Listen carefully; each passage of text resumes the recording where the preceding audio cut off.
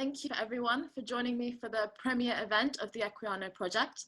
The Equiano Project is a debate, discussion and ideas forum which facilitates conversations about and promotes the values of freedom, humanism and universalism, particularly in the area of race, culture and politics.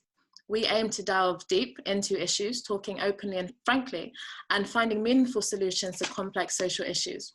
I am Inaya, Folarin, Iman, the founder of the Equiano Project, and I'm incredibly excited and honoured to be joined by several distinguished guests to examine the question, is it time to forge a new narrative about race? Following the tragic killing of George Floyd by a US police officer in America, we have witnessed global protests about what is considered or called systemic racism. However, so far, very little direction and intellectual clarity has emerged from these protests in the UK in particular. This event seeks to contribute to bringing that clarity, at least, some of it, by examining and unpacking the nature and scope of racism in Britain today, and whether it is time to forge a new narrative about race. We will be having a discussion for the first hour and then taking questions at the end. So we are joined today by several of Britain's thought leaders and challenging intellectuals and thinkers in this area. We are joined by Katharine Birbalsingh, who is a pioneering education reformer, headmistress and founder of Michaela, a high-achieving and trailblazing free school. Katharine has worked in inner-city schools for over 20 years, particularly with ethnic minority children. We are also joined by Helen Pluckrose, an exiled academic and editor-in-chief of Ario magazine. Helen took part in the famous Grievance Studies probe, which highlighted what they regarded as poor scholarship in several academic fields. She has an upcoming book with James Lindsay called Cynical Theories, which looks at critical race theory and the evolution of postmodern thought in scholarship and activism. We're joined by Aisha Akambi, who is a cultural commentator, stylist and artist, who's worked in the arts and cultural sector for several years, but has recently emerged into greater mainstream prominence for her excellent commentary on wokeness, cancel culture, free speech, and many other pertinent issues of today. Joined by Dr. Remi Adekoya, a Polish-Nigerian writer and political scientist. He too has an upcoming book called Biracial Britain, A Different Way of Looking at Race. And finally, Trevor Phillips. He is a writer, broadcaster, and former politician. Trevor has a long and distinguished career. He is the former head of the Equality and Human Rights Commission, and he is chairman of Index on Censorship. He is also co-founder of the diversity analytics consultancy, Weber Phillips.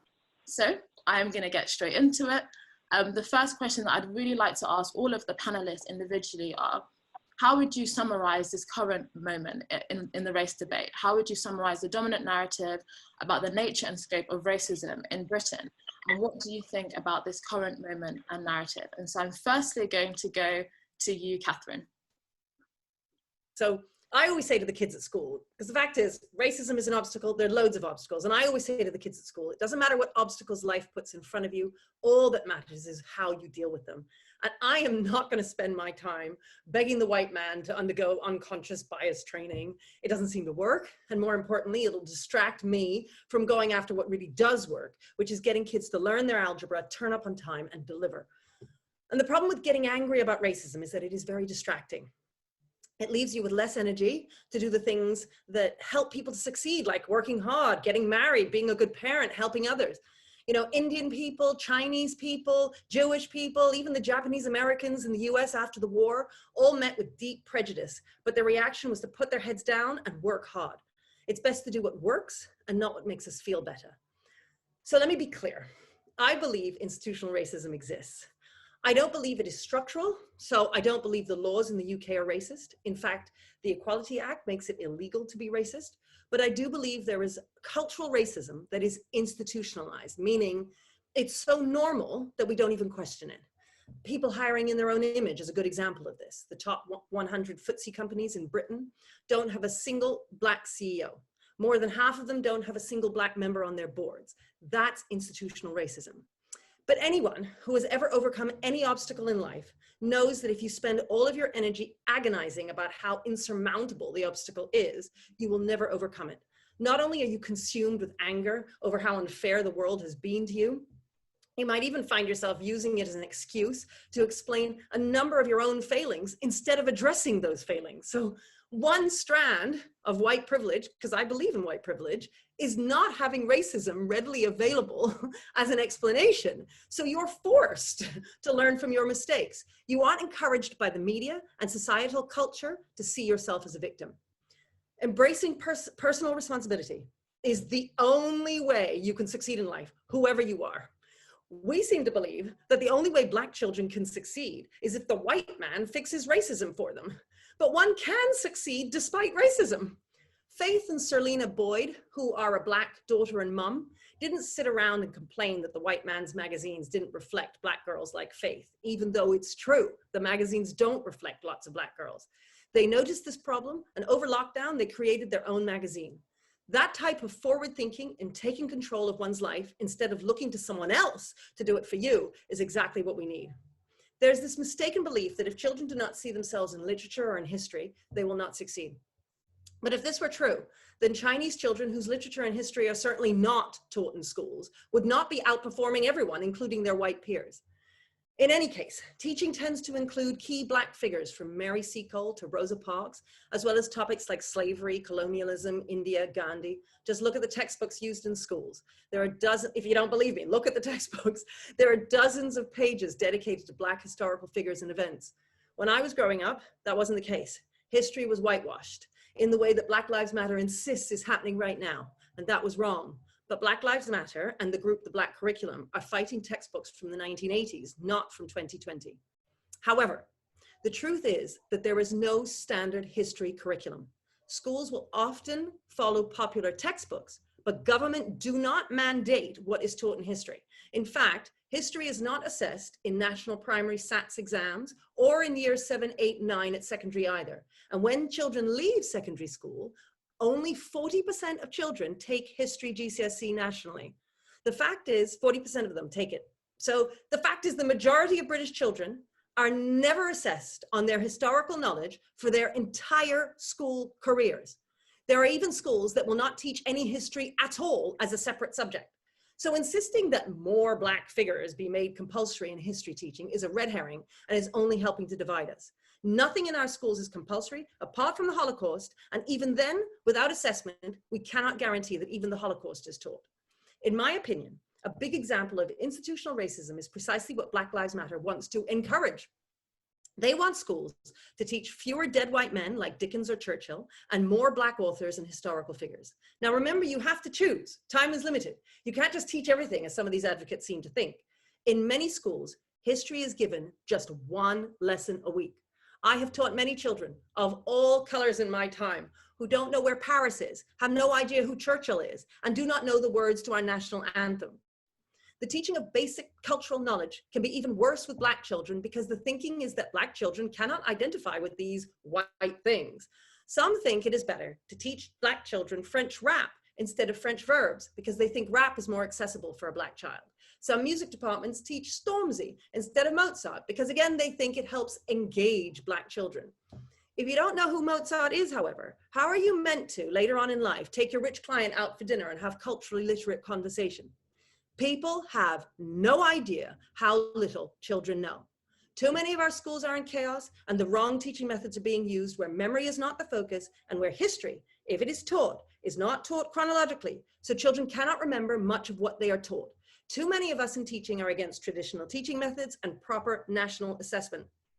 But if you want to guarantee something is taught, the only way is to test the kids and hold the schools to account. The traditionalists in education have been arguing this for years, but few have been listening. So that's my contribution of my 5 minutes. There we go. Katharine, very passionate, and I look forward to asking you more questions later. So next, we'd love to hear from you, Helen, about your take on this particular subject. Well, I'm looking at things in quite a different way to Katharine. Obviously, what I've been experiencing over the last few weeks since the murder of Floyd George and the BLM protests is dozens of SOS emails every day coming into me from people whose employer, university or school, children's school, is suddenly wanting to do a very particular kind of anti-racist training. Now, the people who are getting in touch with me, none of them have any doubt that racism is bad. None of them have any doubt that Black lives do actually matter. But what they are worried about is a very specific ideology that they are being expected to affirm. So I'm hearing from a lot of white people that they are being expected to accept and acknowledge that they have been unavoidably socialized into racism, that they have internalized white supremacism, and that they need to affirm this in meetings and to talk about how they are going to dismantle the system of whiteness. And then, as well as this, I'm hearing from Black and South Asian people, mostly, that they are being expected to testify to a particular kind of racism that they're experiencing in almost every sphere of their lives. And if they fail to do this, then they are either have internalized white supremacy, or they are callously trying to advantage themselves at the expense of other people of colour. To set up a server to try to triage it, because people are in danger of losing their jobs if they don't actually do this. And even more, they are frightened of being considered racist. The number of people who are terrified of the social stigma of being mistaken for racist when they don't believe that they are racist. I Katharine, that there is such a thing as white privilege. I think racism still very clearly exists. But what we're looking at is two different models of racism and anti-racist activism. The training, the teaching, the scholarship, the activism that's coming up at the moment is rooted in this very postmodern conception of society. So we have this idea where knowledge is a product of discourses. The way we talk about things constructs what is accepted as true. Then everybody on every level of society then spreads these discourses around without having any critical understanding of what is going on.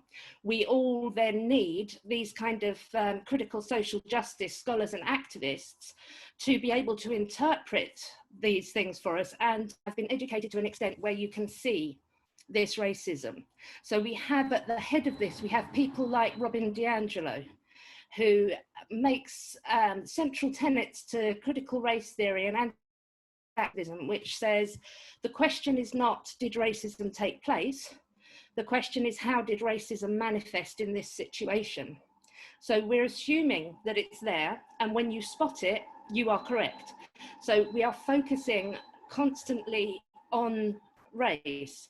And what I'm hearing from people who are writing into me, and we're actually having quite a lot of success in helping them to write letters to come back, is that they're being expected to affirm this kind of anti-racism where they actually have very strong anti-racist views of their own, but they don't comport with this. They don't believe that these invisible systems of power and privilege, this uncritical socialization into these systems of power and discourses, are something that is the best way to understand the problem we're having, or the most ethical way of recently just helping a Black guy, a computer technician, to write a letter to his employers asking them to stop sending him emails confessing their white privilege and just let him do his job.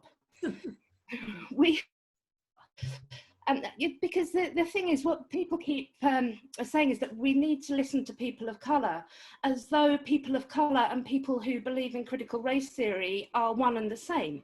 This isn't the case, as you can tell by talking to anybody, any group of people at all. There are Black conservatives, there are Black liberals, there are Black social justice activists, Black Marxists.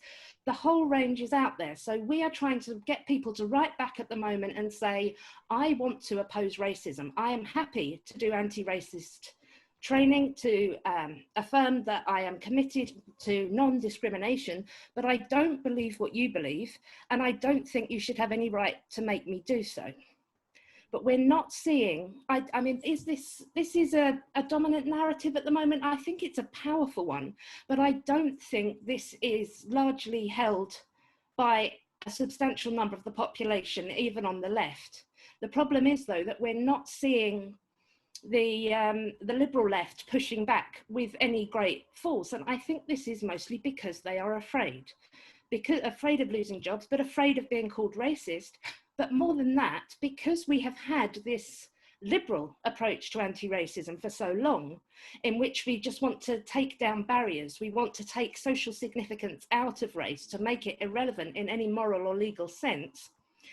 And now we have this different idea coming up. People haven't actually learned how to defend liberal principles of individualism, of equal opportunities, of, as Katharine was saying, the meritocracy idea, where we need to give people a level playing ground so that they can achieve these things. I think what we need to be doing now is giving liberals, and I don't mean leftists by this, I mean people who believe in individualism and universality on all over the political spectrum, is give them the tools to push back at this quite confidently and say, no, I share your aims, but I do not share your methods. And that's me. Thank you, Helen. Next, we'd love to hear from Aisha. Yeah, I think I might be coming at it from a slightly different angle too.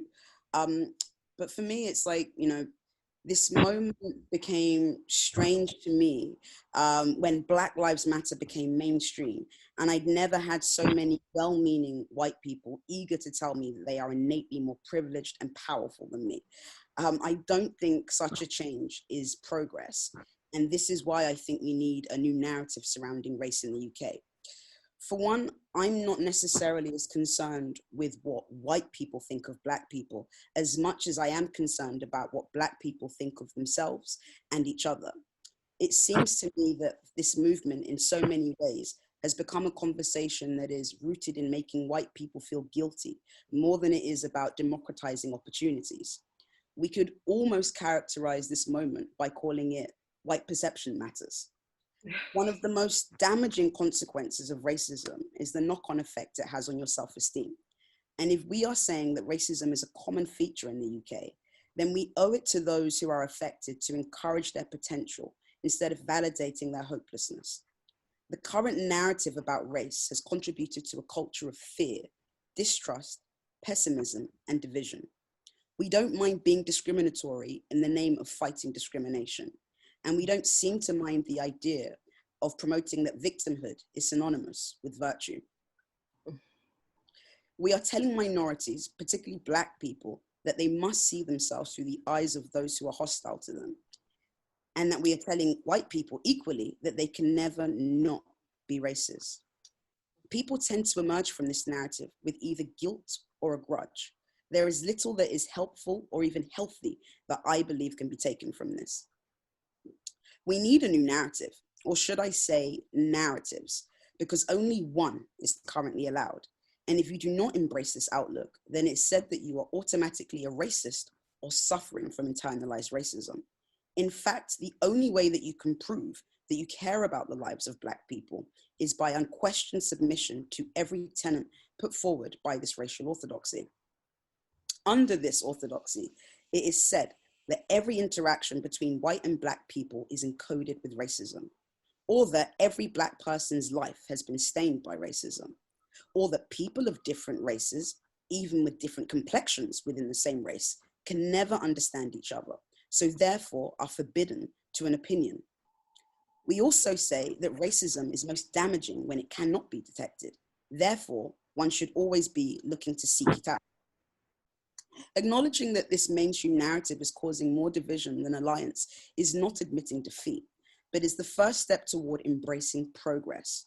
Our new narratives will need to be a lot more flexible, nuanced, and informed by hard facts and rigorous self-examination. There may be many roads to the destination of progress, and we need to allow them all to be traveled. Otherwise, we care more about preserving a narrative than we do about enriching lives. And one thing we can't afford to keep doing in this new vision is to demonize all those who disagree if we're really serious about overcoming the racial tension that we have.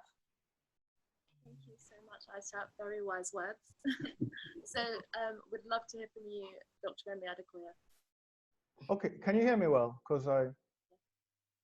Okay, so in addition to some of the excellent comments just made, I'd perhaps just try give a perspective of sort of how the intellectual debate has moved in the past 20 years around race, and why we're why we are where we are now and where I think, in which direction I think we're headed right now. Okay, so generally speaking, I'd identify 4 different perspectives on race, which we have witnessed, this century, in the past first 20 years of this century. So there's generally the sort of center-left, soft-left approach on race, which essentially says, look, racism is still a big problem. It used to be a terrible problem in the past, but we have made a lot of progress. There has been a lot of improvement. Things are moving forward. We're not yet where Martin Luther King wanted us to be, but we're headed there firmly in that direction. Then there's the hard left perspective, which has generally said, no, rubbish. We've basically hardly made any progress on race. There's still huge racism out there. In fact, we just have a bunch of white people pretending they're not racist right now. This is still a fundamental problem. Societies like Britain, America are inherently racist. Then you have the third perspective, which I'd call a center-right or soft-right perspective. And this perspective is quite similar to the center-left or soft-left perspective, and generally acknowledges racism has been a huge problem in the past, but emphasizes there's been a lot of progress made in the present. There's still work which needs to be done, but we're headed in the right direction. And then, of course, there's a hard right perspective, which basically says, racism, what racism? There's basically no racism going on anywhere. Of course, all these things like, white privilege or anything, that's all rubbish. Yeah, there was racism in the past, but, that's all solved. We need to move forward, etc. Now, these 4 strands of sort of perspectives have, gained ascendance over the past 20 years, I'd say based on 3 key events. So first key event which happened was 2008. 2008, Barack Obama was elected president of the US. Obama represented the center-left, soft-left perspective, so conciliatory. He always said, look, there's been huge racism in the past, but we've made huge progress, and we need to be optimistic about that and, and move forward. When Obama was elected, that strengthened within the left, the whole left-wing camp, that center-left narrative that, look, a lot of progress has been made, things are moving forward. I mean, here in the UK, The Guardian, anywhere you could read, there were articles, oh, we now live perhaps in a post-racial world. Everybody was optimistic, etc. Fast forward 8 years to 2016, second big event, which I'd say happened, or 2 major events that year. And that was, of course, the Brexit referendum and Trump's election. So the Brexit referendum, the way it was conducted, however anybody sort of might have stood on the issue, there were moments there which I would definitely personally describe as, openly appealing to racism. So what do I mean? So for instance, I think it was Farage's camp who put out that advert about, a poster, of brown people and saying, Turkey is just about to join the European Union and there's going to be 80 million Turks coming here to Britain. First of all, anyone who has a rudimentary knowledge of European politics knows there's 0 chance of Turkey joining the European Union, this century. And so, using that as a scare tactic was really awful. So there were moments like that in the Brexit referendum. And of course, the referendum ended the way it ended. Then there was the Trump election also. Trump said the things he said and got elected. Now, these 2 events strengthened the hard left view within the liberal left camp around race. And the hard leftists were able to say, you see, we told you all, you guys said there's no more racism, that these people have changed, that, we've made all this progress, etc., etc. But look, they elected Trump. Look at the Brexit referendum, etc. We told you this place is still fundamentally racist. And then the people on the center left, sort of that soft left perspective, that more conciliatory sort of perspective, went on the defensive. And since then, the hard left has been on the ascendance regarding race, definitely on the left. So even people who have more moderate views on the left, I generally consider myself basically a center leftist. So people who have more moderate views on the left sort of found themselves in the defensive because, hey, what are you guys going to say? That Trump was elected by accident, etc., etc. And then fast forward 2020, we have this George Floyd event. And that was sort of, the peak when the hard left was able to sort of come out and say, we've really been saying this racism thing is terrible. And I'm talking a lot about the US because a lot of the race debate in Britain is dictated essentially or follows the trends in the US. So the George Floyd event sort of strengthened to the max, the hard left, and then, represented, epitomized by BLM to come out and say, we've been saying this is a huge problem all the while, and we really have to do something about it. There has to be fundamental change. And these are some of the things Helen, I think, mentioned now of, white people, writing a black, co-worker at work saying, oh, I'm sorry for racism, etc. So there's a certain atmosphere now, which has been created. Where do I think this is now going to move? I think, as I'd more or less expected, that the hard left would overreach, okay? That the BLM folk, they'd overreach. And I think they've overreached now. Critical moment which happened July, there was the Harper's letter by over 150 liberal intellectuals, some hardcore leftist intellectuals like Noam Chomsky, for instance, saying, look, there's a problem here with, freedom of speech. We can't live in a society where, we're terrorized into all having to toe one certain line on race and other issues like that. So you can see now, even within the left, sort of the center left is trying to people are trying to, rear their heads up and say, no, it can't be, that, or you can only think one way about race, and if you think another way about race, then if you're black, you're either some kind of Uncle Tom, or if you're white, you're basically a racist, yeah? That we're not going to accept that. And the way things are going to move forward, I don't think it's going to move in the direction which, some of the hardcore BLM folks would like. I don't think it's going to move in the direction where people are going to be sort of afraid and would only toe one line on race. I think there's going to be more people like us, okay? Brown and black people having various different perspectives on race. So I think the debate is going to expand.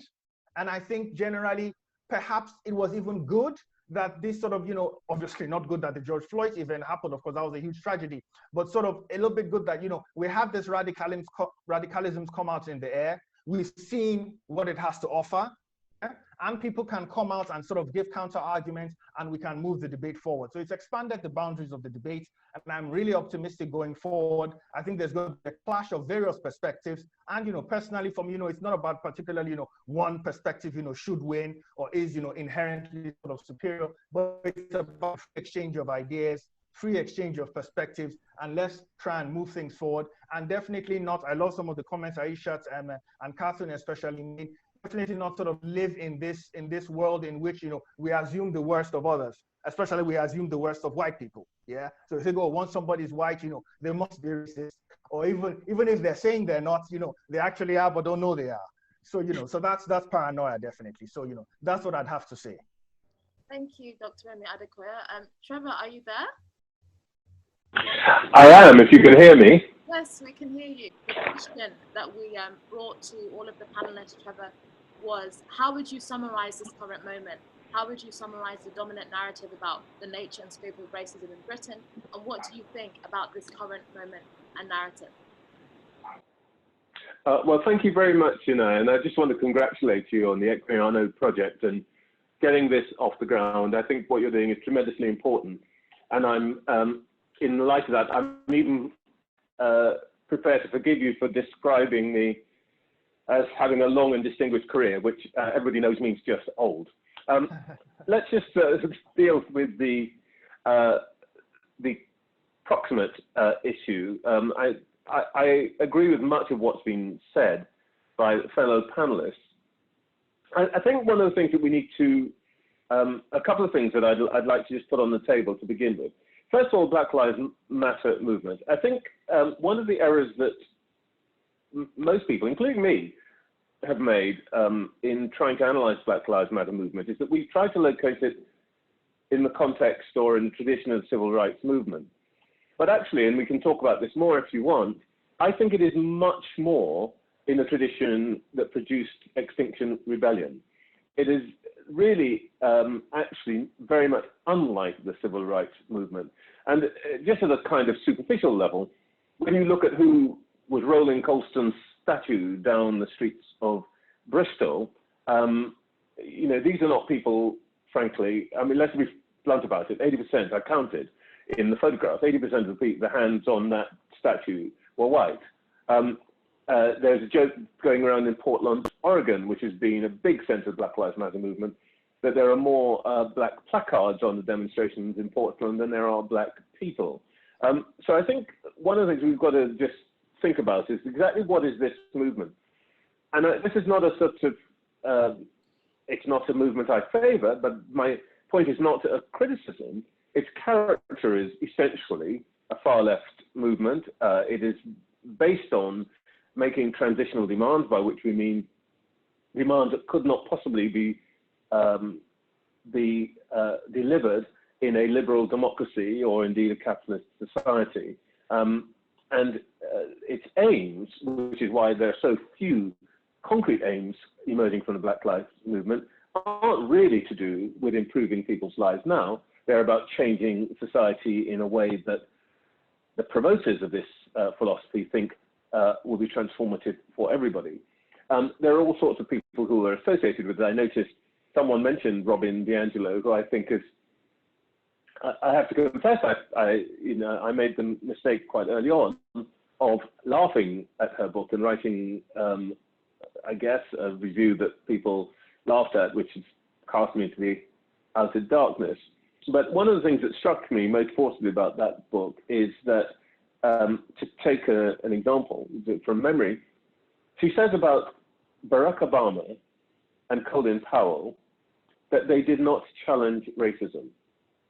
Well, I have to say that that's quite a big claim. If you're talking about the first and only person of color to become president of the United States, and the first person of color to become the head of the United States Armed Forces, and the first person of color to become the Secretary of State of the United States, I think by their very presence, they challenged racism. But I think that the sort of philosophy behind some of what we're now calling the wokeists is one that doesn't allow for the characterization of people of color in a way that it is in any way favorable to us or in any way recognizes their achievements. They exist only as part of one more batting ram to bring down current society. And I think it's in that context we should be thinking of Black Lives Matter, the Black Lives Matter movement. To put crudely, the Black Lives Matter movement, as it has developed, has become more of, frankly, a white revolutionaries lives matter rather than a Black Lives Matter. And I would hope we talk about the issue of structural racism. That takes me on to the second point, which is that I think one of the slightly depressing things about much of the debate is that it is so poorly informed. Today, when people talk about structural racism, they tend to mean really bad things, really bad kinds of racism, really bad acts.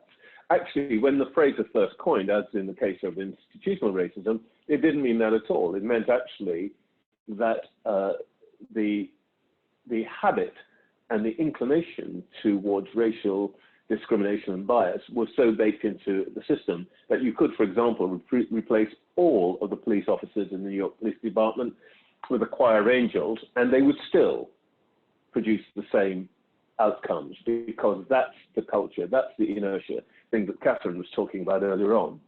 So I think part of what we need to clear our mind of when we're thinking about the narrative is what's the current narrative and what's it for and who is it serving, and also to what extent do we actually know what some of these terms mean.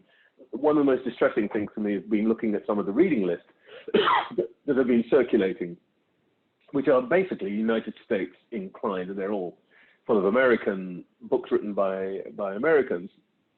But even then, it's really striking. I've read 3 or 4 of them today, and one of the things that is really outstanding, books which say get educated about Black struggle and about anti-racism and history of Black people, none of them includes any of the 3 Black individuals who have won the Nobel Prize for Literature, Wole Soyinka, Derek Walcott, or Toni Morrison. Now, this isn't just sort of nonsense. This is a sort of anti-scholarship. And I think that is a third feature of this movement that we need to bear in mind. In direct answer to the question that you raised, Inaya, about do we need new narrative? Well, I think we need new narratives, plural. One reason for that is that the United States and the United Kingdom are very, very different cases. The history of the United States, which is marked by legal segregation, and that legal segregation, let's remember, wasn't the case during slavery. Actually, it arose after slavery as a way of defending white craftsmen and artisans who didn't want to have to compete with newly freed slaves who were expert carpenters and so on. So this is a characteristic of the United States and its historical legal legacy. And I think it's important for us to get through our heads that legacy doesn't exist in the same way for us. I mean, I have a view about American slavery compared to Caribbean slavery, which I can talk about it if you really want to be outraged. All I will say is that an older member of my family, when she saw the title 12 Years a Slave, said, wow, he got out in 12 years. Wow, they did well, man. But I think the United States is a very different kettle of fish. It's very simple, simple data. In the United States, 8% of millionaires are African American. There are 1 million people who earn more than $1 million a year. They have a tradition of leadership embodied in the historically black colleges and universities and the church, which we do not have. And you only have to look at, for example, the most popular mobilizing moment in the United States amongst African Americans in the last 20 years has not been a political one, even Obama's first election. The most popular mobilizing moment, the one that gave people did block parties for, they organized collections for, they went out in the street, they took their children, their families, was for the premiere of the Black Panther. Now, why do I think that's important? It wasn't just fun. The point about the Black Panther is that it tells us a story of a muscular, separate black state. And one of the reasons that I saw it first in a theater in Los Angeles, and one of the reasons that every black person stood up and cheered at the end was that, if you remember, you've seen it, you remember the end scene is where the Wakandans land in an American city, quote unquote, a ghetto, and they pledge their billions, their African billions, to restore and bring out of poverty African Americans, no white person in sight. Now that tells you something about what is really going on in the United States, which is very different to here. But let me come to here. There's a demography point, which I'd like to make. As some of you know, I run a couple of businesses which deal with this, do research in this. The issue in the United States is that behind much of what we've seen as protests is a very unsettled African-American population. One of the reasons the African-American population is unsettled, it is that it is no longer the most important minority population. It is smaller than the Hispanic population, and by the middle of the century, it will be probably about a third in size of the Hispanic population. It will always be larger than the Asian population during this century, but it will be nowhere near as wealthy or as politically significant. And secondly, in relation to being unsettled in the United States, I think that the black population in America is seeing the consequence of industrial change, which is absolutely killing it in terms of jobs. I'll come back to that in a second, my last point. Here, we have a very different demographic issue. Number one, when we talk about the not white population, we're talking about something much more fragmented and heterogeneous than in the United States. South Asians, a big group of Hindus and Sikhs, rather different to the large group of Muslims. Even if we're thinking about blacks, it's very interesting today when people talk about blacks, I think they have in their mind people like me, people who, the Windrush people in the Caribbean. Actually, I think, I haven't looked at the latest numbers, but I think it is probably the case that already half of the people that we call black in this country are people who did not come via slavery, but who have come directly from Africa. A very different group of people. And even within the Caribbean group, within the next decade, if not already, the majority of people in that group will be people who have a white parent, which is a very unusual phenomenon. We're talking about, right now, about 700,000 to 800,000 people, a big group, with the size, no group of that size exists anywhere else in the world, except where race mixing has occurred through coercion. So we're a very different kettle of fish, and that's one of the reasons we need a different narrative. The last point I just want to make, I wanted to make a point about the impacts of digital, but perhaps we can talk about the economy. I just want to make a quick point about politics. something quite dramatic is happening, and neither of the large political parties, I think, has quite grasped the significance of ethnicity in their base. Conservative Party rests on essentially a base of settled, well-off, largely white groups. But the reason it won so many seats in December was because a large number of previously solid Labour seats have been, use the word again, unsettled by demographic change. We've just done some analysis, and what we can show is that that big group, one of the things that is most characteristic of them is that they have changed demographically, i.e. racially, very, very fast.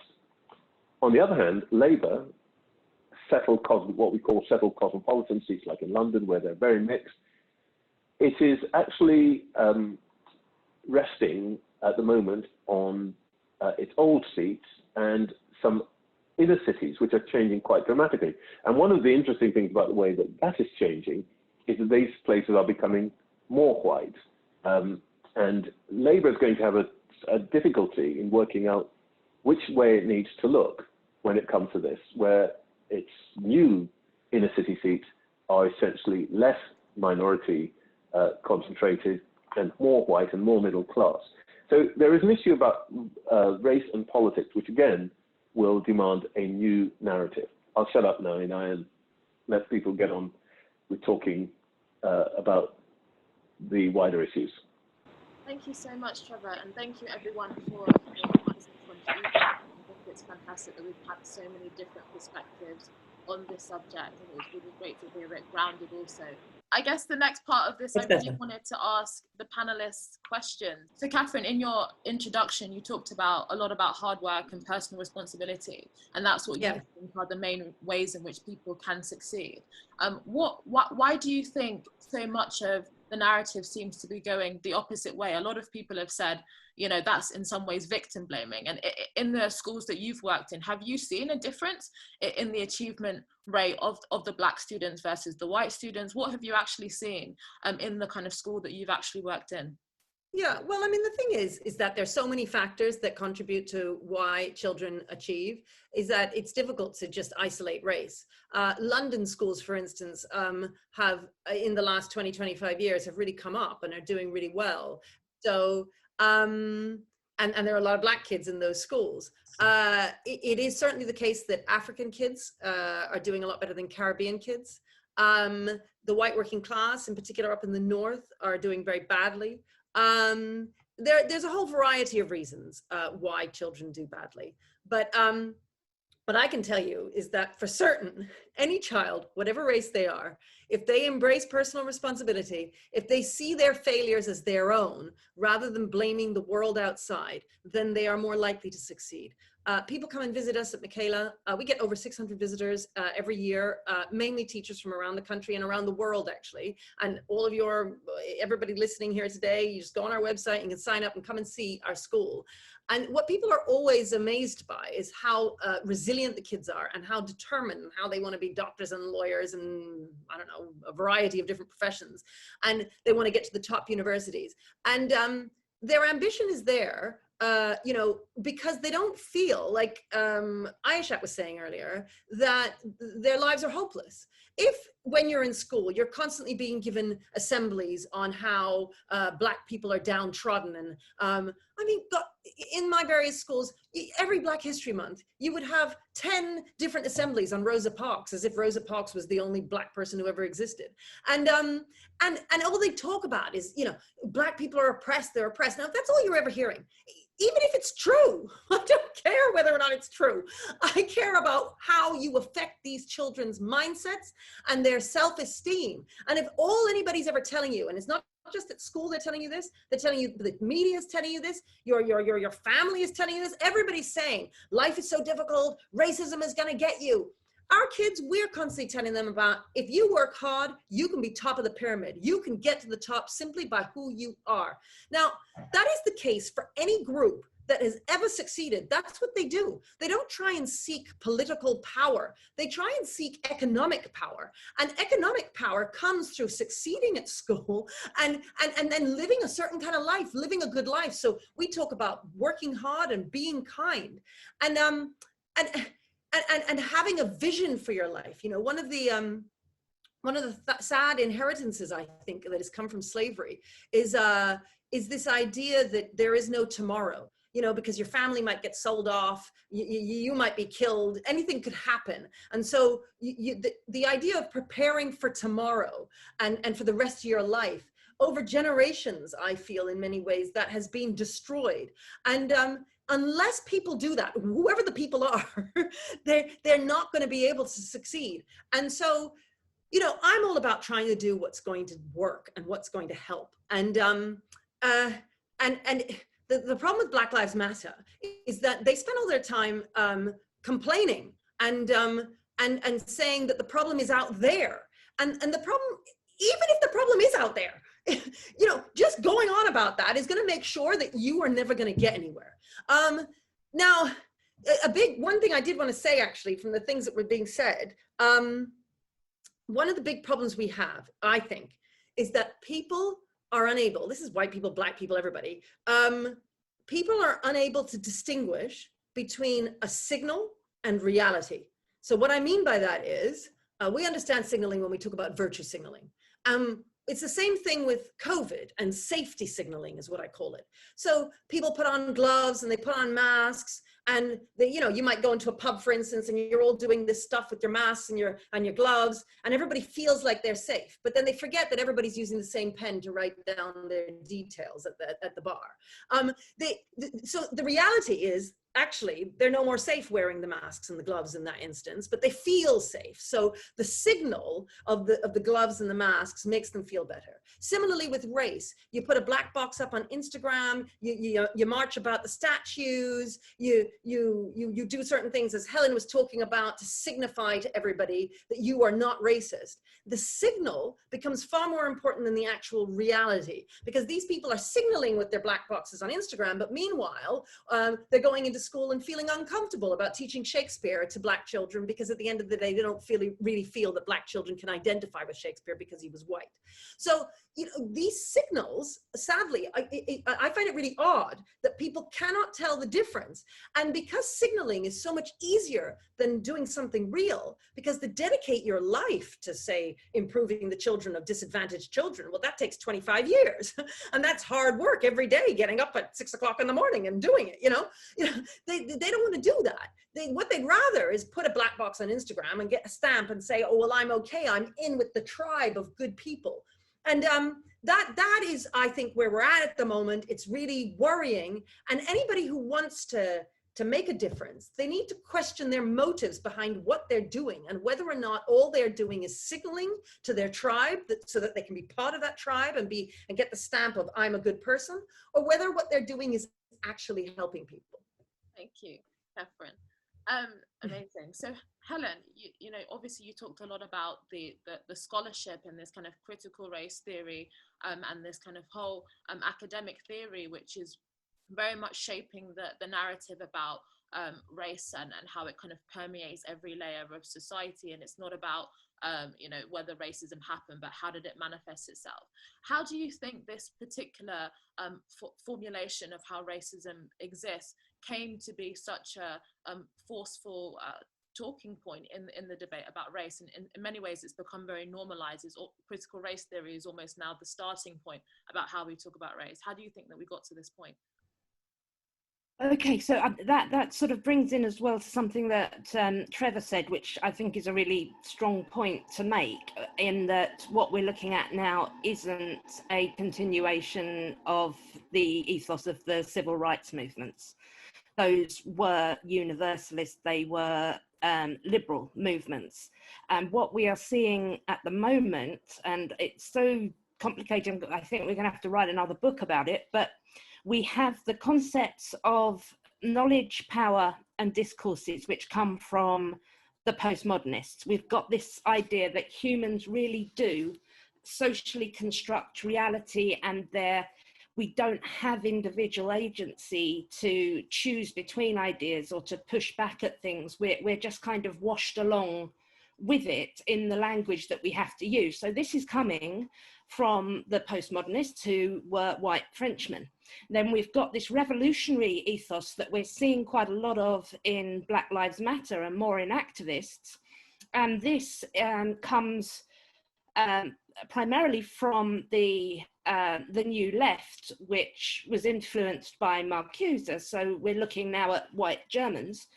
And then we have some input in this from the Black feminists, who are very much in an American tradition, talking very specifically about an American cultural construct, which has then gone to form this critical race idea, which is now being imposed on cultures it doesn't belong to. There's still insights there, but it doesn't really work quite as well in the UK. And it doesn't work quite as well as when those Black feminists were first writing. When they were writing in the 80s, I think as Katharine said, they're still very much talking to this time that has moved on. We still have problems, they're not the same problems. So where this all came from, I think we've got this collection of ideas in the 60s, these postmodern ideas, which couldn't cross any boundaries and go into culture because they just didn't make enough sense. They weren't user-friendly. Then around 1989, there was this sudden explosion of writing coming from queer theory, critical race theory, intersectional feminism, post-colonial theory. This all suddenly exploded and said, we're going to take these constructivist ideas, these ideas about language, perpetuating power, working for the construction of knowledge and preserving power dynamics, but we're going to make it user-friendly. And what has happened since then is that it has got increasingly user-friendly. When you look at the first postmodernists, it's almost impossible to tell what they're talking about. If you read someone like Robin DiAngelo or Layla Saad, it is very, very clear. It could be read and understood by a 10-year-old because this has been built on till it's become a really solid narrative. It's now a meta-narrative and an objective truth. This is good in one way because we can get at it now. The average person doesn't have to spend years studying the language to know what is being advocated for. But the worrying part is that it's seductive for young people, particularly for idealistic people who want to change the world. These ideas are now user-friendly, they're graspable, they're in meme form, and they can do something with it and feel like they're making things better. So also, do you think that's why there is this quite hostile attitude to freedom of speech? Because you talk about how, you know, language is a really important focal point for this particular ideology. Does this play into the debate about freedom of speech as well? Absolutely. The difference here, when we're looking at the civil rights movement and the liberal approach, the idea is that we have the marketplace of ideas. This benefits minority ideas and minority people, and the better ideas will win out. Now, this may be naive, but things generally did get better for gay people, for racial minorities, for women, in this time when people were allowed to argue for things. This doesn't work if you have a postmodern conception of the world. Then you've got dominant narratives and they will always win. And what you need to do is deconstruct them. You need to stop them. There is no confidence that somebody could come along and say, this narrative is bad and this is why, and that individuals can evaluate it and decide, yes, actually, that racism was wrong, sexism was wrong. There's the idea that it will just keep perpetuating itself unless it is stopped. So language is literally violence. Language is dangerous. Thank you, Helen. Ayishat, you obviously talked about what you see, you know, it doing to kind of relationships, really. So what do you think this particular narrative, particularly this kind of victim narrative, impacts on young people, particularly young Black people growing up, and also how do you see it impacting perhaps relationships between people? Well, you know, one of the main things that I see is that any interaction between Black and white people, for instance, that's not positive, is immediately deduced to be racism. And so there's no such thing anymore as maybe something being just insensitive, you know, just for its own sake, or someone being mean, or someone being just combative. It's always now rooted in racism. And for one, this is really simplistic. And because we've made racism like the absolute worst moral crime that you can commit, when that accusation is hurled at someone, it just immediately shuts down conversation. And so, and because we think racism, or we're very generous about how we think about racism, and it's everywhere, it means that I see a lot of, you know, Black people walking into spaces where there might be a majority of white people, and all of a sudden they are feeling inferior in that space. It almost seems like, you know, this idea of white spaces as opposed to just a working professional space that just has majority white people, I think is really damaging, because although we don't use words like inferiority, this is what they sort of imbue people with. And so I think it's very damaging in that sense that, you know, I think many of these ideas that claim to empower people really just exacerbate or even create this sense of inferiority, and this sense that other people are looking down on you. So even when you are complimented sometimes, you know, let's say if someone says that you speak well, because that's not necessarily something that everybody does. You know, someone may comment on this. I'm the kind of person to comment on that if I notice that in someone. But again, more increasingly, we're suspicious about that now. We're suspicious about compliments. We're suspicious about general statements. We're suspicious about everything. So I think it encourages a very neurotic lifestyle. So why do you think wokeness appeals to people? That this whole narrative, it's very all-encompassing. You know, why do you think that really appeals to people? I think it appeals to people because, you know, for one, there is maybe the human quest for a story that can explain your life, and in this case, explain why your life hasn't gone in the way that you've maybe wanted it to go. I do think wokeness embedded in the belief, I do think there's some overcompensation. And so what I mean by that is people who have maybe been casually homophobic because it was the trendy thing to do, or maybe have felt some kind of shame around their own identity. You know, maybe this is something to do with their African features or something like that. You know, they're now finding reasons, or, you know, at least they have perceived reasons as to why they felt these ways. And so what they're doing is they're overcompensating for who they are no longer, you know, or they are sort of attacking what used to remind them of themselves. But also, I guess, you know, we live in, you know, a time where your reputation means a lot. And to be woke is to innately be good in the minds of many people. And most people want to be a good person. And we're losing out on ways of thinking about what a good person is. Nowadays, that seems to be what you believe rather than how you behave. Also, one more question. Obviously, these are very kind of insightful realizations. Don't you think that it takes, as you described earlier, a deep sense of kind of self-reflection to come to these kinds of conclusions about the world? Given that we are living in a very kind of quick social media culture, is it really realistic to expect people to be able to do that kind of deep reflection on the ways in which they might be projecting their own sense of inferiority out into the world and blaming others? Yes, I think it is very necessary to do this type of work, and maybe that's how it should be seen, as work,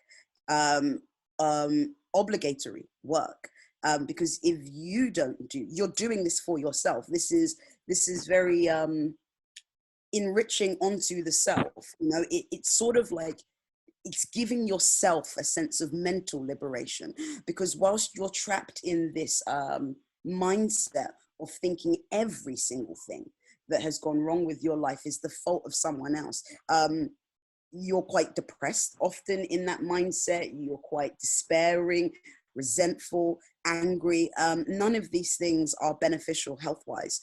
And so I do believe that we need to make that time. And maybe that means that we do have to think more broadly. Let's say for all of us who are, you know, functionally addicted to the internet, we have to think about how we use it, and taking breaks from it, so maybe we can have these moments of reflection, to consider maybe what we need to do is think about when we had these very corrosive beliefs that were prejudiced or discriminatory. We need to think about what led us to those things and what got us out of them, as opposed to just demonizing everybody who may not have had the same learning experience as you have. Absolutely agree. Dr. Remi, can you hear me? Yeah, I can. Yeah, sorry, I went off for a while, lost connection. No, it's fine. So obviously you were raised in Nigeria. You've spent a lot of time in Poland. You're half Polish, and obviously now you're living in Britain. So with those different perspectives, do you think that shaped your perspective on racism in Britain? And do you think that Britain is particularly kind of unique and bad when it comes to racism, particularly relative to the other countries that you've had deep experience of? Yeah, thanks for that. So I'll just quickly answer a question I wasn't asked regarding what do people gain from, wokeism. So I think why it appeals to people, why it appeals to white people, it allows you to, somebody said people want to be good. That's true, but people definitely also want to be seen as being good, to come across as good. And it allows you to come across as being good and virtuous on the cheap, okay? Before, to be seen as good by society, you had to, do something for charity. You had to help, poor kids somewhere. You had to do something. Right now, all you have to do is, signal on social media that you are, you support Black Lives Matter, you are against racism, and you can be seen as good, yeah? So it's a very cheap way of being seen as good. Regarding for Black people, it does offer a sort of ideology which can help you as a Black person who is a minority here in the UK to keep white people on the constant moral and psychological defensive, okay? Once it is slavery which is being discussed, once it is colonialism which is being discussed, once we are discussing things which white people did which were bad, they are on the moral and psychological defensive, okay? And that gives us, so to say, Black people a sort of psychological advantage in our discussions and interactions. And that is something which is appealing to a lot of people. So that I'd say on that. Regarding how I was brought up, so yes, I had definitely the Nigerian experience. Perhaps more interestingly, for this debate, I had the Polish experience. So I lived in a country, for many years, my mother was Polish, which is, 99.9% white. And so I sort of got used to, when they say now, some people on the hard left say, oh, it's not possible to be colorblind. That's nonsense. That's not true, because I've been colorblind, because I lived in a country which was 99.9% white. I got so used to walking into a room and being the only Black or brown, if you prefer, person in the room that I forgot about my skin color for many times. I could walk on the street for 2 weeks in Warsaw, only seeing white people sometimes, not seeing any Black or brown people. So I could even forget that Black or brown people existed, much less, that I was Black or brown, So when I came to this, so I've never felt uncomfortable. I got used to the fact of being, the only Black guy in the room. And when I came to Britain and found that there are Black and brown people here who feel uncomfortable around white people, I found that really strange, honestly speaking, because I was like, but you guys should be used to that. I mean, come on, you've grown up, with white people, you live with so many white people, why would you feel uncomfortable, But of course, there's a history there, and, there's the whole sort of, colonial aspect of it, descendants of the conquered living with descendants of conquerors, and there's that whole sort of psychological dynamic which also exists there. So, if to answer your question, Britain is by far the most tolerant of the societies I've lived in, adding both Nigeria and Poland, okay? Because in Nigeria, of course, everybody's Black, so their race is not an issue, but there's ethnic antipathies, okay? There are people from different regions of the countries who have a strong dislike for each other. There's discrimination that goes on there. There's all sorts of prejudices that happen there, okay? So as a whole, if we're judging the tolerance of a society, not solely based on the racial lens, but based on sort of tolerance of difference in various aspects of life, okay, then Britain is by far a more tolerant country than Nigeria, and it is definitely by far a more tolerant country than Poland, which my mother was from, and which I have a lot of love also for the culture there and for the people there, but Britain is definitely a more tolerant country than that. And that, I think, is interesting, helps me having that perspective, because I have that frame of reference, okay? Because as Ayishat was saying, when an encounter happens here between me and a white person, person says X, I respond Y, and then later I'm thinking about that encounter and, perhaps trying to assess, was there something racial there based? I have a frame of reference with which to evaluate British society, yeah? I can compare it to my experiences in Poland. I can compare it to my experiences in Nigeria and say, okay, how well or how badly are the British doing measured against the other societies I know, people who've grown up here, they don't have that frame of reference. Okay, they don't have that frame of reference. So they compare essentially Britain to some abstract society, some abstract utopia which exists out there of, you know, perfect racial harmony where everybody loves everybody and there's no prejudice, etc. And they hold Britain to that de facto impossible standard, okay? Because there are no flesh and blood societies in this world that I know of where significant, you know, prejudices don't exist, where there are not tensions between groups which are seen as different. There's no such society, you know. And that's why I'm happy I have that experience to always be able to compare Britain and not hold it to some impossible standard, you know, because we have to answer the question, what is our justification for holding Britain to a higher moral standard when it comes to treatment of, for instance, minorities than, say, India, or than China, or than Nigeria, or than Brazil, or than Pakistan? What is the basis for that? Okay, because if we are arguing, as definitely most Black and brown intellectuals would probably argue, that Britain is not a morally superior society, or not even a more advanced civilization, then why do we hold them to higher standards than we hold other societies? What's the justification for that? On what grounds? Yeah, so I think, of course, the grounds are that we know deep down, okay, that this country is very well on the road to achieving a racially tolerant and generally a tolerant society. It's definitely not there yet, and there's no use to, you know, pat anybody on the back and say, oh, you guys have done well done, you know, you're perfect. That's not the point. But they've definitely done a lot of work and are well on the path to that. And I think most Black and brown people, especially those who've traveled outside Britain here, they know that deep down. You know, they may not say it publicly because we want to keep them on that moral and psychological defensive, sort of not let them feel too comfortable is the idea, but people know this deep down, I would hope, especially those who are well traveled. So I'm going to ask you a few questions, Trevor, and then we are going to take questions. We have lots and lots of questions from people. So what do you think is the biggest issue facing Black people in Britain today? And do you think class is the most important? Like, how do you fare class with race? And also, what do you think of the notion of white privilege? Well, look, I know there are people who want to get in, so I'm going to be really brief and, as is my way, mildly brutal about this. I don't really think about white privilege. I think it's bollocks. And I think it's something that's largely created in order to allow a particular group of people to possess the central position in the racial politics of our time. I mean, how is it possible that we start with issues of undoubted racial disadvantage, chronic racial disadvantage, of discrimination and so on, but the central thing we start talking about is what white people feel like? I mean, give me a break.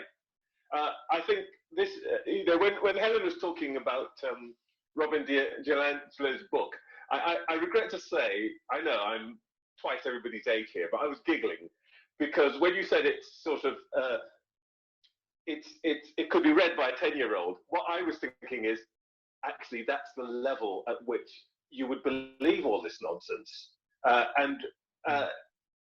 And you wouldn't notice the absolute self-centeredness and narcissism and cruelty in that book, which has now become the thing to read.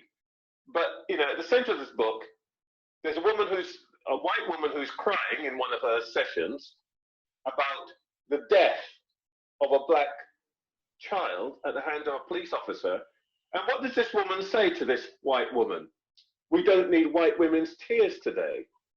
I mean, this is just insane that this stuff, cruel, unkind, unlettered, stupid, is regarded as significant.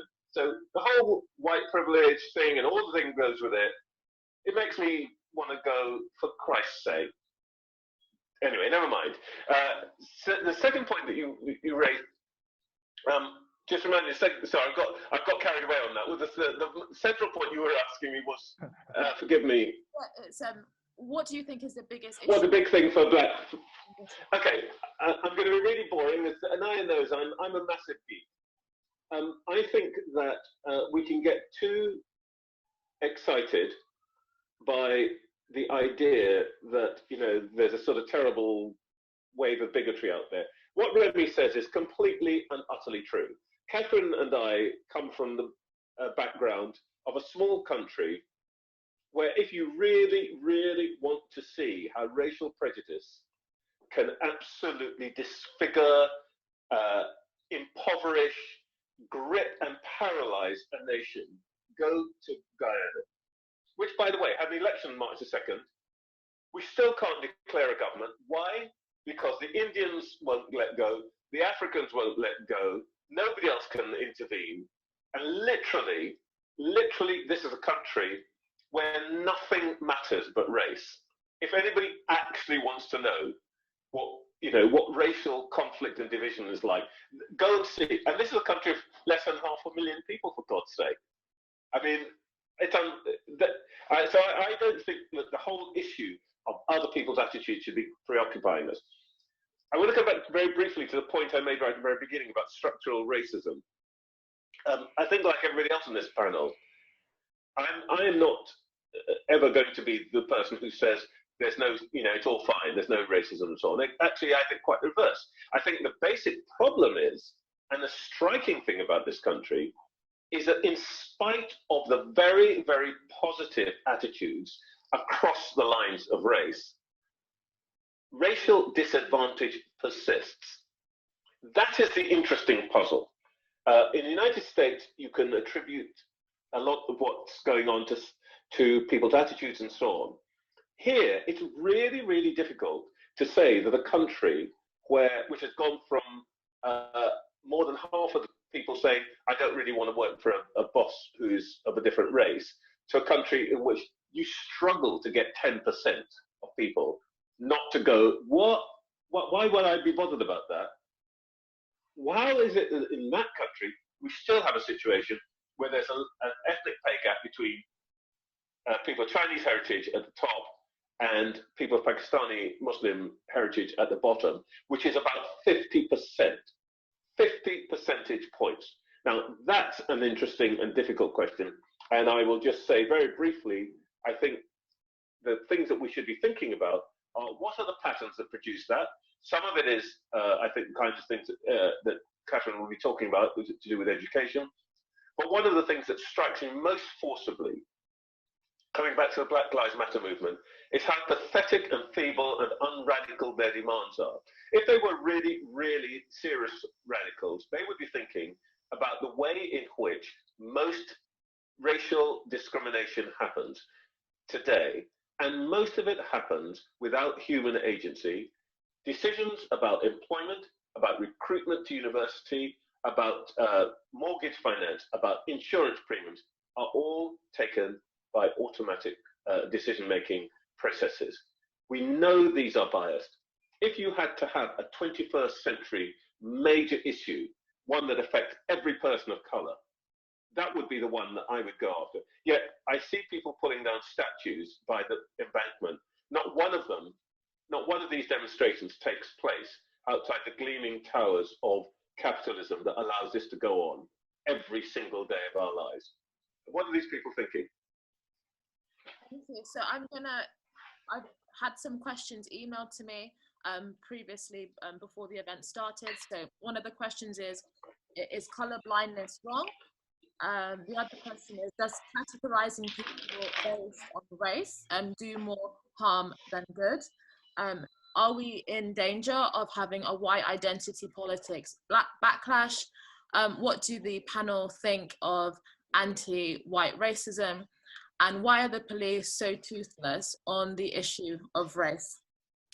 I would take the one on is colourblind approach wrong, because I've addressed this at quite a lot of length. It depends very much what you mean by colourblindness, because what the theorists and the activists will often say, they will interpret colourblindness, which is generally the aim not to attach any social significance to somebody's race, as racism blindness.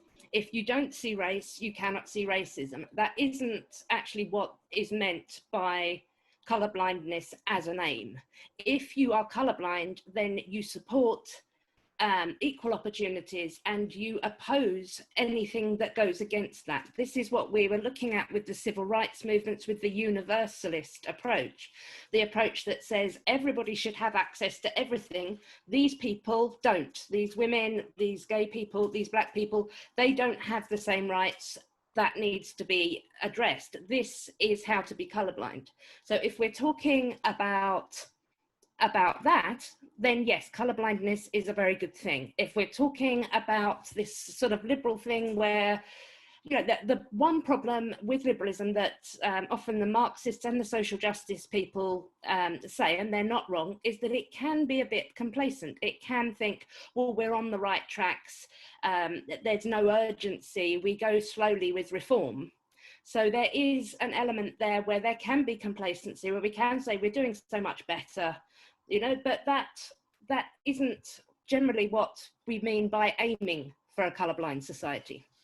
Thank you. Anyone want to pick up on the other questions? Yeah, I will. Yeah, the stuff on the white backlash I think is really interesting, because with all the stuff that was going on with Black Lives Matter, which, you know, some of it was really horrifying, I was amazed really at how little response there was from the far right. There was a little bit, but hardly anything.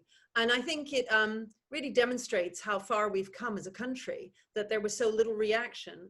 I really think that a lot of white people think something different inside to what they say. And that's because they don't want to be judged as being racist. And so they do whatever it is that they have to say and do in the workplace and so on to get the badge of approval. But that deep down, they're uncomfortable with what's going on and they can't say it out loud. And that's a really dangerous position for us to be in as a country, because we want people to be free to be able to express themselves. At the same time, we want to be able to call out racism. And that's the difficulty we have, because we've made racism into this, you know, this thing which means that you are some kind of ogre. When, I mean, I always refer to the song from Avenue Q about how everyone's a little bit racist, because everyone is, you know, and for most of it, it's no big deal, you know, and then perhaps people are a little bit more racist. You know, I have this thing about, I say that it's a kind of circle. People think, sadly, that racism is this line, and that you've got, on the further to the right you go, the more racist you are, and the further to the left you go, the less racist you are. And I would say actually that the worst kind of racism that I've had has been from people on the left, mainly because they see me as a conservative, and I am a small c conservative, although I wouldn't call myself a big C conservative. And because of that, they get very angry, and there's this sense of betrayal. I've often been accused of betraying them, because how dare I, little brown girl, you should do what we say because we own you. And how dare you have your own thoughts and think differently and think in a critical manner of the things that we believe in. You need to vote the way we think, you need to do what we say. And I think it's more of a circle like this, where the right, the extreme right meets the extreme left here. So you got Antifa down here, and you got the extreme right down here, and that it then, you know, goes like that. And you want to be at the top, really. You want to be somebody who thinks about stuff and talks about these things. But we've sadly got to a point where white people aren't able to talk. Their voices have been silenced, and so they're worried inside, and that doesn't mean, however, I've seen a couple of people saying, oh, white privilege, and I disagree with Trevor when he says that he thinks white privilege is bollocks. Gosh, I'm a headmistress and I just said that. I shouldn't have said that. Anyway, I was just copying Trevor. But I don't agree. Just like I think there's white privilege, I think there's pretty privilege, I think there's tall privilege, I think there's firstborn privilege. Lots of studies to demonstrate that if you're an only child, you are far more likely to do better in life than if you were the fourth child. You know, if you are ugly, you're more likely to be sent to prison. There are various advantages to being tall and so on. So there are privileges in life, but we don't all of, you know, all short people don't get together and say, right, we've got to attack these tall people because they've got this privilege, you know, or all of the third-born children don't get together and say, look at how oppressed I am. In fact, third-born children don't really think about it. They just go about life trying to achieve, and they don't think to themselves, gosh, I'm oppressed. And as we've said before, it is the belief that one is oppressed that is most oppressive than any reality of whatever racism might be out there. So yeah, that's my contribution. If I could just add, I think what Katharine raised is a serious issue, that there's a lot. One of the things I find most endearing about British people compared to, say, Polish people is also what I think might be a little problematic when we talk about this race issue, and it's what Katharine said. Here, a lot of, you know, British people, I'm talking, of course, not people, you know, on the far right or anything, but, you know, sort of mainstream people tend to dance around issues. And especially, you know, an issue like race, you know, people will tend to sort of, you know, dance around it, not really say what they think, you know, speak in euphemisms, or, you know, basically not say anything, you know, in public. And I find that endearing because it shows a sensitivity, okay? It shows that people don't want to say things that might offend others, that might hurt others, for instance, people of color like myself. And I find that really endearing because, you know, I came from a society in Polish people are much more forthright and there's much less political correctness there. So you'll hear all sorts of direct stuff, not always very pleasant. So it was sort of a little bit of a culture shock, you could say, to come here and find a completely different approach to it. So that is endearing on the one hand, but on the other hand, I do see the problem Katharine is talking about. You know, people can't live in a society where they don't feel they're free to express feelings that cannot by any reasonable standard be described as extremist or hateful. Okay, people you can't live in a society like that for long, for God's sake. You know, after a while, you're simply going to start, you know, things are going to start simply building up. Emotions are going to start building up, and then, can you hear me? Yeah, so we have very short time left, so we need to. Okay. Sorry, okay. Yeah. Trevor, can you? Just very, very briefly on this issue of colourblindness. I think I agree with Helen, but let's just bear in mind that, you know, it is human to have a fellow feeling, if you like, with people who share your experience and your outlook and your background. I don't have any problem. I don't really like the expression of colourblind because actually I kind of like being what I am. And I don't just mean skin colour. I want people to recognize. I bang on endlessly about, you know, my Guyanese heritage and all that stuff because I want people to recognise I have something. I bring something into any conversation that is different to the other 5 people because of that background. I am proud of it. I believe in it. I think it contributes. That doesn't mean I think anybody else's stuff is bad. I just want to say I want to bring something here. And so I'm always a bit nervous about the whole colourblind thing, because that seems to me usually to say, actually, the things that you think are special about you, suppress them and become just like me. Go back to the same thing. And that also relates, I think, to this white identity point. I'm okay, I was being a bit flippant about the white privilege thing. And I'll make 2 quick points about this. One of the reasons it's not politically useful, go and talk to somebody in Great Yarmouth or in Hastings or in Boston and tell them about white privilege. Tell them and their children who are not going to get jobs, to the people in Redcar where the factories closed down, tell them about how their whiteness has privileged them, and they will laugh in your face. So first of all, as just an analytical concept, it just isn't useful unless you're completely obsessed with certain aspects of race. Secondly, in relation to that, I do think that one of the things that we constantly forget in discussions about race is that race is not a euphemism for people of colour. We have the expression people of colour in order to talk about people of colour when we're talking about them. But let's bear in mind that white people have an identity too. And these identities don't come out of your skin, but they come out of common experiences. And just as there are several different kinds of black people, there are probably several different kinds of white people.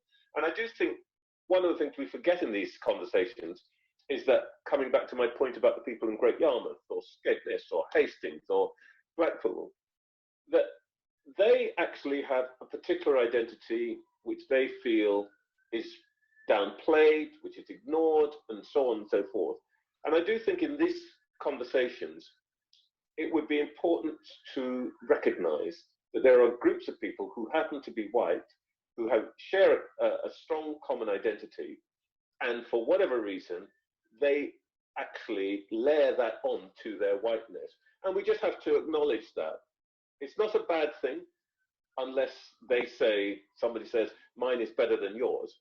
But I don't think we have to say mine is better than yours in order to recognize that we each have something different to bring to the table. If it's okay with the panelists, can we continue for just 10 more minutes? If that's okay, to get through all of the questions. Okay, so if we can have very, very short responses to a few of the questions that I'll read out. So one of them is, how do the panelists think we incorporate important experiential insights about race with evidence-based approaches without one overwhelming the other? What do the panelists believe are the relative merits of Black History Month in the UK? How do we integrate Black history into the whole curriculum? What is the best way to make the dialogue that focuses on what works for everyone going forward without obsessing over what hasn't worked in the past?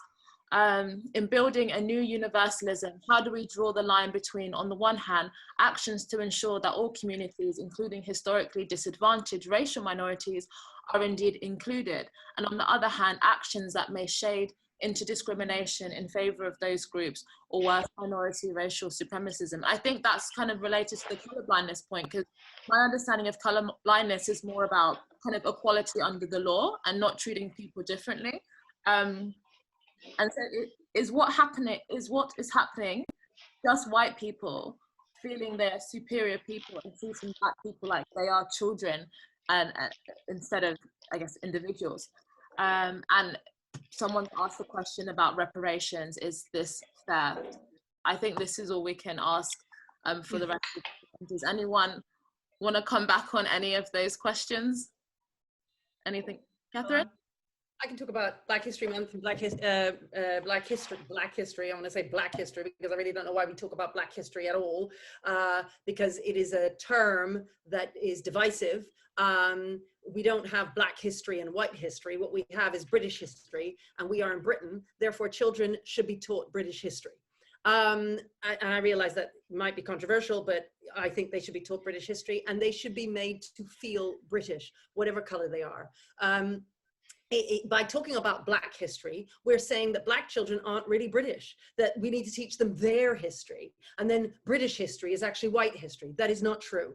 Now, in the 1980s, it was the case that Black people were whitewashed out of history. So when they spoke about, when we would teach about the world wars, for instance, they never taught them about, talked about the million Indian soldiers, the several 100,000 Caribbean soldiers. Nowadays, you won't find a British textbook which teaches the world wars without mentioning the contribution of ethnic people. There is India, which is taught, the Amritsar massacre. Now, do they have time to teach Kenya and the Mau Mau rebellion? Do they have time to go into detail about Gandhi? They will all teach slavery. How much detail are they teaching? Now, I'll tell you why they don't teach the kind of detail that I'd like to see, not just in teaching that, but in teaching any bit of British history. It's because there is far too much chaos going on in our classrooms, and the kinds of teaching methods that we are using do not teach children with memory as the focus. And that is key. There needs to be huge reform in education, which has been happening over the last few years, I have to say, but nowhere near enough of it. And so people latch onto this thing of, oh, well, what about Black history? Black History Month, at Michaela, we don't do Black History Month. We don't do it. Yet you will find the children at Michaela know far more history, British history, which includes the contribution of ethnic people, far more they know than children at other schools. But we do not do Black History Month because it reduces the history of Black people in this country to a token nonsense where every deputy head in the school gets up and gives an assembly about Rosa Parks. It is just a nonsense. What we need to do is make sure children are taught properly in our schools. And that is something that the traditionalists are fighting for. Organizations like Black Lives Matter and what we call progressives are very much against the traditional way of teaching. And sadly, they undermine their own objective, which is to get children to be more informed about British history, including the ethnic contribution in that. Absolutely. Anyone want to come back on anything? We'll very quickly take the experiential knowledge versus evidence and data one. Inflated. Sometimes we want to know what people's experiences are. Sometimes we want to know what the facts are. So I will know better than any man what it feels like to have a baby, but men can be obstetricians, and he will know more than me about gestation of fetuses. So obviously sometimes it isn't that simple, because we're also coming down to, are we asking the right questions? Do we have the data that we need? And this is where sometimes experience and evidence can cross. But I think it is essential that we recognize both of these things. I'd perhaps just add on an idealistic note. I'd simply love for us to be able to live in a society in which we do not assume the worst of others, but rather assume positive intentions in others unless proven otherwise. Because the way a lot of the direction of some of this most aggressive racial rhetoric in recent years has been, is to sort of assume the worst of others. When I say others, by this I mean, white people basically. So assume the worst of them until they prove otherwise, It should rather be the opposite, You assume the best until proven otherwise, just the way we would like others to assume the best of us until we prove otherwise, And that would seem sort of, to me, a fair society to live in, and that's the kind of society, I dream of living into, and on, like I said, a sort of grand note. Trevor, did you want to say anything? Yeah, just a quick point, really, to follow up what Helen said. Look, one of the real problems with critical race theory reflects a grounded reality, as long as they think it tells you a larger truth. The problem with that is it's not very useful in the real world. I mean, to take Helen's example, if you need a brain surgeon, you need somebody who is trained and understands the techniques of brain surgery. You don't need somebody who's written a novel about brain surgery or who has undergone brain surgery. And I think one of the problems that we have at the moment is it's very difficult to talk about the issues of racial disadvantage in a sort of grounded and practical way, because we're constantly being asked, you hear on the radio and telly all the time, we're constantly being asked to privilege people's individual stories, usually ones of loss and hurt and so on.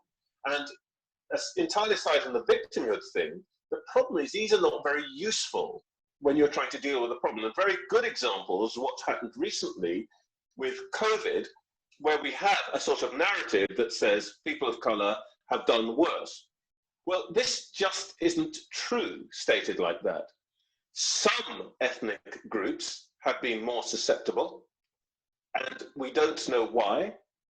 Some have clearly been far less susceptible.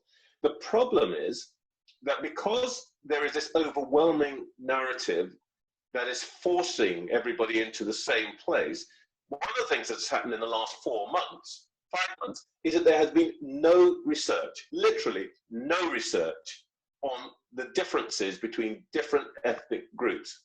As a consequence, some who probably are more susceptible, more vulnerable, who should have been shielding for 3 months, have not been told to shield, because we just can't deal with the idea that there isn't just two poles, white and black. So one of the things, as a practical thing, I would say to everybody on this is, please, every time somebody parks you in a box called BAME, which implies somehow that all Jamaicans, Nigerians, South Asians, Sri Lankans, Chinese people basically have the same experience and feel the same and have the same level of risk. Please say to them, hang about, I am something. That the fact that I am what I am doesn't mean I'm, you know, denigrating anybody else, but please treat me for what I am, as opposed to just some category that is basically not white. I'm not in a bucket called not white. I am what I am. So please, everybody on that, just keep stressing that, because I think somehow, for some reason in this, well, I know what the reasons are. In this country, we've stopped understanding that, and that is entirely to the detriment of people of colour. Thank you so much. Wait, so I wanted to ask one question as the final question to everybody, and that is, how do we go beyond this moment, and what is this new narrative that needs to be emerged? So I will ask Helen first as the final question. Well, I'm always going to argue for universal liberalism. I don't think it's perfect, but I do think it is the best way forwards. We have to look at what has worked, as well as the whole ethics and the academic stuff and everything else. What has actually worked to improve the situation of racial and sexual minorities, of women, and it has been a respect for individuality and universal human rights. Thank you, Helen. Ayishat? Yes, I think maybe a way forward could be to not expect of others, you know, the behavior that we ourselves are not giving, you know, in relation to racial discourse, that is, and conversations about race. You know, we don't want to be generalized, and we want to be able to be seen beyond the stereotypes of our blackness, yet much of the time we're not able to afford others the same grace. That's a terrible strategy, and it's not likely to work, and it's going to build up a lot of resentment. So if we could put that aside, I think we'd be in a better position. Thank you. Dr. Remi? Yeah, I like really what Ayishat said. I think, you know, if we want to be treated as individuals, then we also need to start treating other people as individuals, you know, and these sweeping labels of, you know, white people this and white people that and whiteness this and whiteness that, you know, that's talking about a group of 56 million people in this country. So it's absurd to talk about people like that, especially if we want to be treated as individuals. So definitely do unto others as you would have done unto you. That would be number one. Number two, you know, remember this, you know, the reality of this island we inhabit is that 85% of the people who live here are white, of white skin color. 15% of the people who live here are not. We all have to get along with each other somehow on this small island. So if we want to do that, we definitely need a lot of more positive emotions towards others. We definitely need, you know, assumption of good intentions in others, and we can't live in paranoia, or else, you know, it's not going to work out. Thank you. And Katharine? Yeah, exactly what Remi just said. I mean, we need to embrace the nation state. We're all British, and the nation state is founded on shared ideals. And we believe that human beings have innate dignity and rights. These aren't obvious. You know, there are some 70 countries where being gay is illegal, and I think there's about 22 of them where it is punishable by death to be gay. You know, we live in an extraordinary country, and we must reject tribalism, which is the opposite. So you believe in the nation state, we're all British. If you don't believe in the nation state, well, then you reduce yourselves to tribes, which is all about what your ancestry is. And that is where the division comes. And we don't talk about the truth. And it's really hard for white people to talk about the truth because of the current situation. So that means one, we have to ask white people to be really brave, and two, we need to ask people who aren't white to reject this notion that's being forced on us. And Thomas Sowell, he says that, you know, when you want to help people, you tell them the truth. When you want to help yourself, you tell them what they want to hear. Okay, and I think that's really powerful.